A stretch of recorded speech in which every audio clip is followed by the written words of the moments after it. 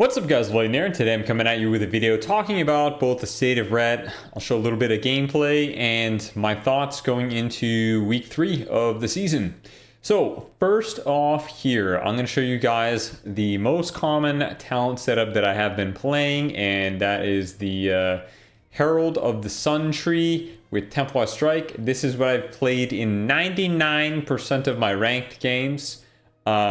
Pretty much 100% of my ranked games, actually, if I think about shuffle. But I did try out Crusading Strikes a little bit in 3s, and I didn't like it, so I went back to my Templar Strikes build after like 3 or 4 games. I did try out the Herald CS auto attack build a little bit more in BG Blitz, and I do think that, you know, both builds are good, but I do personally prefer the Templar Strikes build. It is very strong, and so far I'm having no problems topping damage in, you know, whatever PvP environment I'm playing in. So I'm going to stick with it until I hit a wall. And, you know, so far I've not hit that wall. So a little bit about the build and the differences between the two now that I've played both a little bit more. So with the Herald of the Sun Templar Strikes build, I do opt to run the Vengeful Wrath talent. And I notice a lot of people are playing Divine Purpose when they're playing the Crusading Strikes auto attack build, and I think that makes sense, right? Because you're spamming your Hammer of Wraths, you're not really holding them for that execute phase when you get an Anshe proc. However, if you get an Anshe proc and you're running Templar Strikes, you want to try and get someone into that 35% execute range and hold the Blessing of Anshe. That is totally a viable option because Templar Strikes just does so much damage if you prioritize it over your other Holy Power generators. Even a Blessing of Anshe, so say you're above 35%, your target's above 35% HP, Anshe is going to do about the equivalent of a Final Verdict with a greater judgment. So really, you know, holding it for that 35% execute is a strategy that I've been adapting more and more recently, especially in my solo shuffle lobbies. Outside of that, you know, Templar Strikes has been doing a lot of damage. I don't really feel the nerfs to Herald of the Sun. I noticed, like, if you look in the details breakdown, you can kind of see that the top end of Herald of the Sun Dawn Lights are a tiny bit lower than last week. But honestly, you know, ret's doing pretty good damage. I haven't struggled with it yet. I'll flash my ratings real quick to show you guys my progress this week. So, you know, I've been playing with a bunch of different people in 3s, bunch of different comps. I'm playing goofy stuff like Ret Feral, which honestly didn't feel that bad. My peak rating was 1942 right now, playing Ret Warrior, and I think we were at about 2100 MMR with that comp, and then it went down a little bit because I still play with my friends who are at like 0 CR, but this is early season. I'm not too focused on pushing quite yet.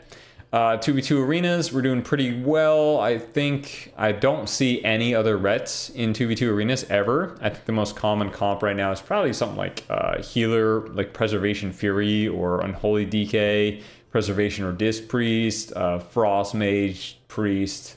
Those are all really common 2v2 comps. Oh, Marksman as well. Hunters are doing really well in 2s, but so far I felt pretty dominant in the 2s games that I played. And, you know, part of that is the fact that Ret gets its off-healing back this expansion, or rather it's self-healing. Its self-healing is a little bit better than its off-healing because Eternal Flame does 35% more on yourself.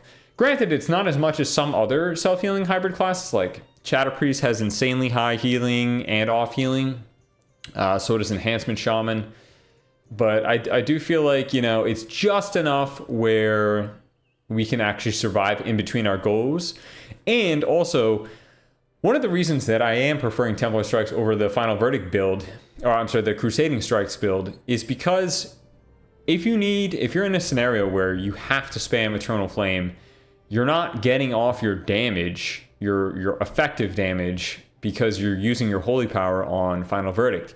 However, if you're running Templar Strike, you actually are getting your effective damage out while spamming Eternal Flame, because Templar Strikes hits so hard. It is pretty much your hardest hitting ability because of the dot. If you include the dot damage component to it, it really does hit typically around 1.2 million if you include the dot. And also it's AoE. That's excluding the AoE. So if you have your, at least 2 stacks of Crusade up, I'm sorry, I should say 7 stacks. If you have at least 2 Holy Power Spenders used and a Truce Wake on the target, your Templar Strike will hit about 1.2 million if you set it up correctly. So it does really good damage, and it's hit even harder sometimes. Like honestly, like if you crit and Truce Wake's on the target, and you have like a 10 stack Crusade, sure, it'll be like 1.6 million. But at the same time, like even if you don't have your wings up, it still does a decent chunk of damage and puts a rolling dot on the target, which can proc your on cheese while you're spamming your Eternal Flames, which honestly makes you more of like a bruisery play style than the old only one directional just do damage ret that was pretty much ret all of Dragonflight. And then as you can see in the Solo Shuffle here, we're doing pretty well right now. 54, we have 54 rounds played right now, and I think we're like, honestly, so 2012 rating for week 2 of the season is pretty good, I think. I'll have to check where that is on the ladder. I don't know, like when I hit this rating, I think it was top 12. Maybe it's top 10, top 12, top 10. I don't know how many alts are in front of me, but it's pretty good, I think. And I think Ret and Solo Shuffle is doing pretty well. Obviously, like every now and then you'll run into some more difficult matchups, but you got to do your best to play around them, just like previous seasons. And then in BG Blitz, I'm having a ton of fun with. I just really started getting into it the past couple days. Right now we're 12-5. We've won 8 out of our last 10. BG Blitz, Paladin does really well at holding nodes. Been a huge fan of holding nodes during BG Blitz.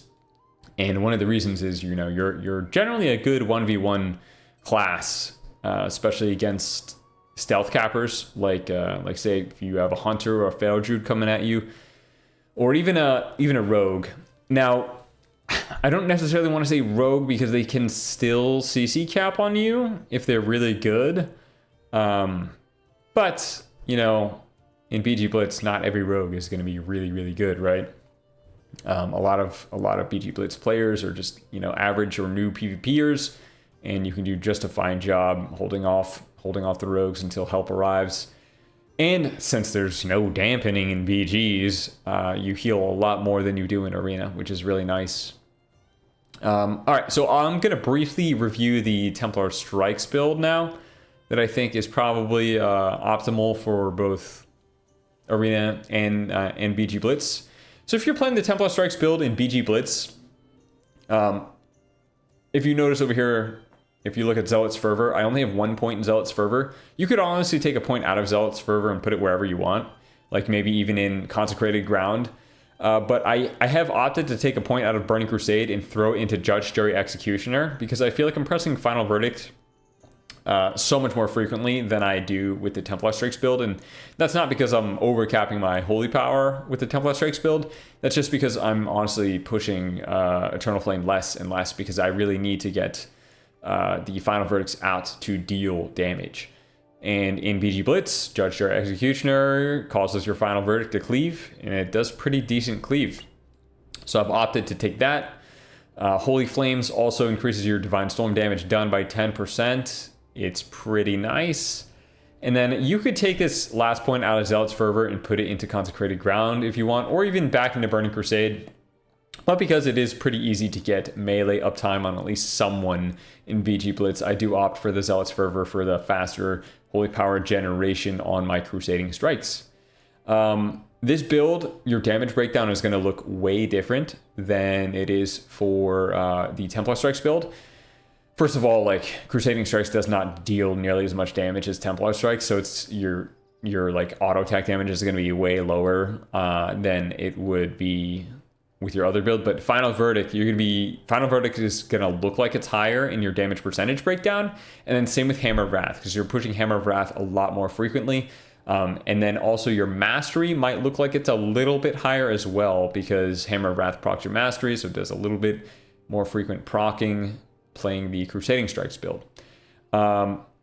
I enjoy both, honestly. It's fun, especially if you get like a heroism proc and you're maybe running 2 out of 2 of Zealot's Fervor. You just auto attack like a crazy speed in PG Blitz. But honestly, like, play whatever you want. I have pretty much exclusively stuck to Herald with the Templar Strike build after I did my little QA check-in on the CS auto attack build, because I've been getting a couple comments about why I'm not running it, and a lot of other Reds aren't running the Templar Strikes build either. I think in the top 50, only 8 other Reds are playing the build that I'm playing.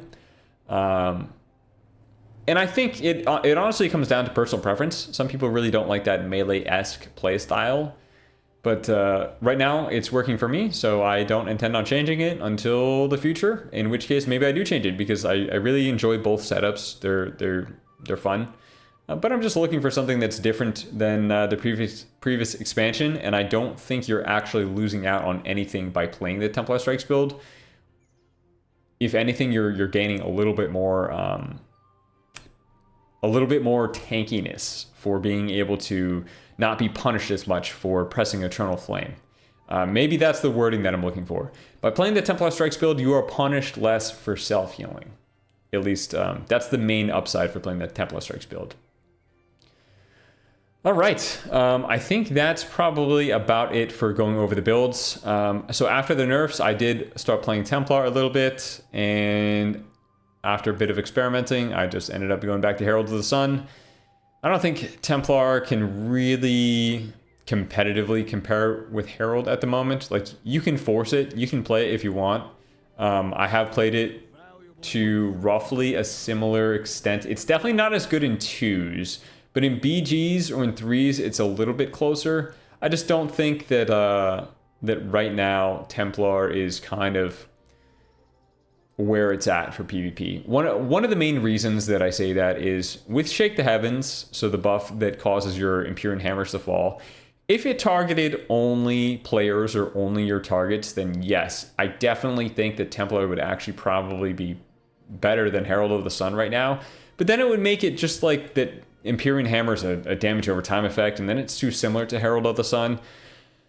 But the fact that there are so many classes with pets right now, Windwalker Monks, DKs, Locks, Shadow Priests have pets, Hunters have pets. I'm probably missing a couple specs in there, but no, Shamans have pets. Empyrean Hammer just randomly will target whatever is around you, and if it's falling on those pets, it's not doing any meaningful damage. And some games, like literally half of my Empyrean Hammers fell on non-player targets. So, if my Empyrean Hammers are doing, it looked like they're doing like 6 million damage, they're really not. They're doing like half that value. So then after that, it just comes down to Hammer of Light, and sure, Hammer of Light deals a lot of damage, but right now the game's not like the game is fast paced, but Hammer of Light doesn't do enough damage to warrant really, losing out on your Eternal Flames or your Dawn Lights or your Blessing of Anshi's. I really think that the way that Hammer of Light was a week and a half ago or so, when it had a 12-second window, was definitely, like, that would make it competitive with Herald. That wouldn't even make it a clear, better option than Herald. It would just put it on par with how Herald is. But unfortunately, they fixed that or nerfed that or whatever you want to call it. So, yep, a little bit unfortunate, but you can still play Templar if you want. They did fix the Sacrosanct Crusade buff now, so Templar is a little bit more tanky than it was in the past, which is cool. But, all right, guys, I think that is about it for me for the updates. Actually, I'll give you a quick gear update as well. So right now, I have my 2-set on my shoulders and chest. I'm not intending on getting my 4-set. I have my Warmongering gear, so that's the World PvP Epic gear. I have it on my cloak and my bracers and my belt right now, and I do have 1 socket on my bracers. And then I have my weapon is the Ascendance embellishment with versatility and mastery, and then my other embellishment is the boots with the writhing embellishment, and this just basically doubles my weapon embellishment. And then Outside of that, I just bought my crafted ring here. So my crafted ring, I made it verse mastery, and then I'll get another verse mastery ring later on, and then I just double gemmed it with versatility and mastery as well. And then next week, I'm probably either going to buy a neck, another ring, or maybe my gloves. We'll see. I'm not sure yet. I haven't really made a decision. But yeah, that is it for me today, guys. I hope you enjoyed this update and the gameplay, and I will see you next time. Peace.